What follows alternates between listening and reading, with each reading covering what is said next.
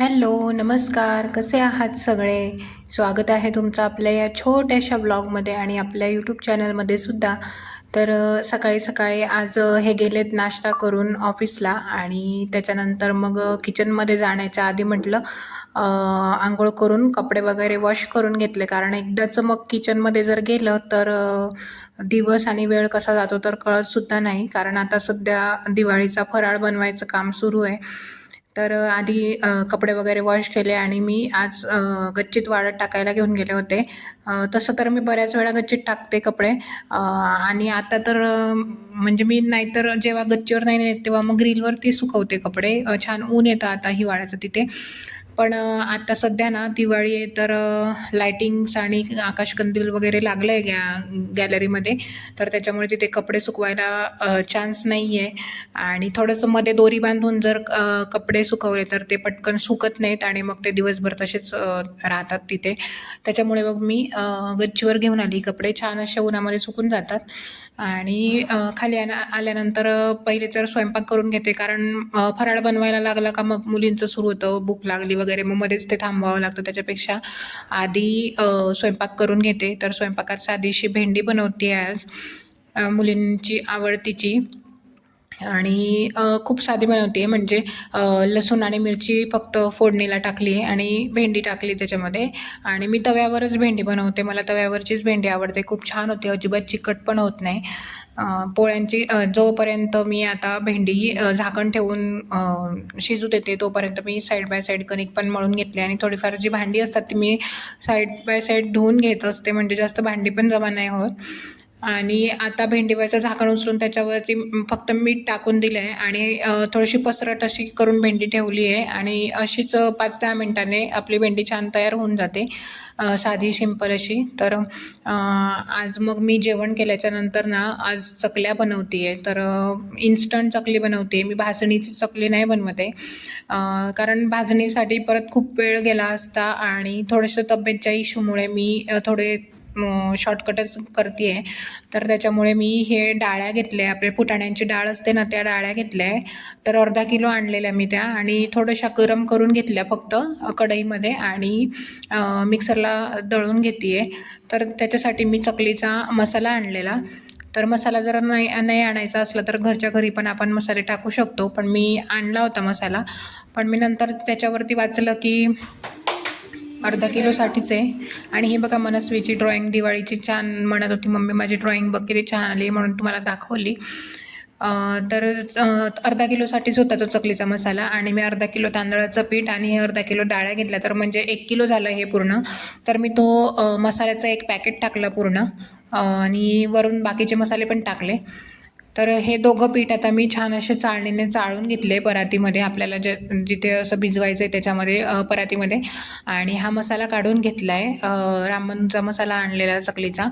तर हा अर्धा किलोसाठीच होता. त्याच्यानंतर मग मी वरतून सुके मसाले टाकले त्याच्यावरती, 2 चमचे लाल तिखट, थोडंसं मीठ चवीपुरतं, त्याच्यानंतर हळद, ओवा, तीळ, हे मसाले मी त्याच्यामध्ये वरून थोडे थोडे ॲड केले.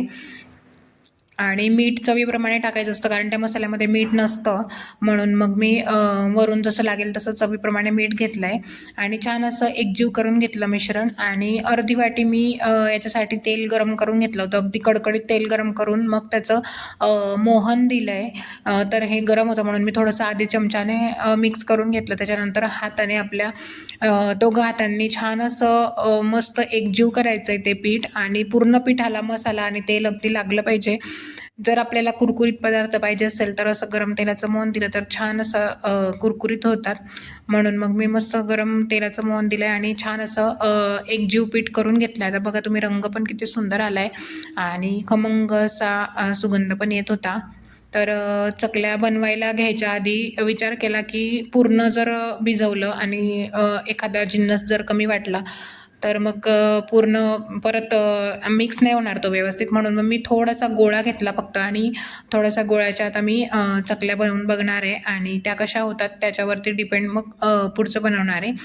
तर त्याच्यासाठी मी आता एक कढई गरम करायला ठेवली आहे, त्याच्यामध्ये तेल टाकलं आहे. तर आणि ही कढई आहे ना मला तळणीसाठी हीच कढई जास्त आवडते कारण ही लोखंडाची कढई आहे आणि छान तळलं जातं त्याच्यामध्ये एकसारखं अगदी. तर हा चकलीचा साचा घेतला आहे मी आणि त्याच्यामध्ये किचन प्रेसचा. तर त्याला आतून थोडंसं तेल लावून घेतलं आणि हा गोळा मस्त असा त्याच्यामध्ये भरून दिला आहे. आता बघूयात किती चकल्या होतात आणि एवढ्या चकल्या जर छान झाल्या तर मग बाकीचं पीठ पण मळून घेणार आणि मग बाकीच्या चकल्या पण करून घेणार आहे. तर आपल्याला टेस्ट पण समजेल आणि कुरकुरीतपणा वगैरे आहे, येतोय नाही आहे, काही अंदाज वगैरे येईल आपल्याला, म्हणून मग मी छोटंसं आधी भिजवून मग करून बघते आहे. तर चकली तर छान पडते आहे, काटे वगैरे पण छान येत आहे. अगदी कडक पण भिजवलेलं नव्हतं मी आणि नरम पण नव्हतं. पोळ्यांच्या कणिकपेक्षा थोडंसं कडक भिजवलेलं होतं फक्त. छान काटेरी होत आहेत चकल्या. आता तेल मस्त असं तापलं आहे आणि त्याच्यामध्ये मी 3 किंवा 4 चकल्या सोडते आता आणि तेल छान असं तापलं होतं. गॅस कमी केला आणि मग त्याच्यावरती कमी गॅसवरतीच मी या तळून घेतल्या आहे. तर अगदी लगेच त्यांना हात लावायचा नाही आहे, तर थोड्या वेळाने मी त्यांना पलटवून घेतल्या आणि असे बुडबुडे कमी होईपर्यंत छान तळून घ्यायचे आहे. कलर खूपच सुंदर आला आहे.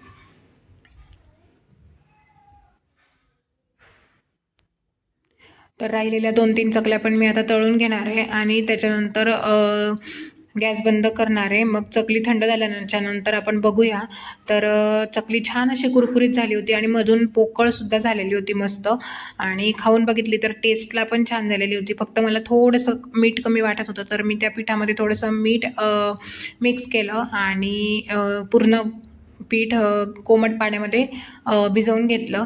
तर थोडासा गोळा अजून काढून घेतला, बाकीचं पीठ मी झाकून ठेवलं आहे, म्हटलं तर थंड व्हायला नको म्हणून मग मी छोटासा एक गोळा परत मळून घेतला कोमट पाण्याने आणि त्याला साच्यामध्ये भरून मग आधी बनवलेल्या ना तशा पूर्ण चकल्या बनवून घेतल्या. तर मी अजून तेल तापायला ठेवलं नव्हतं, कारण म्हटलं पूर्ण चकल्या काढून घेऊयात मग नंतर तळूयात. पण मग थोड्याफार काढल्या चकल्या, बनवल्या आणि मग गॅस सुरू केला. मग तिकडे तळणं पण सुरू होतं आणि इकडे चकल्या बनवायचं काम पण सुरू होतं.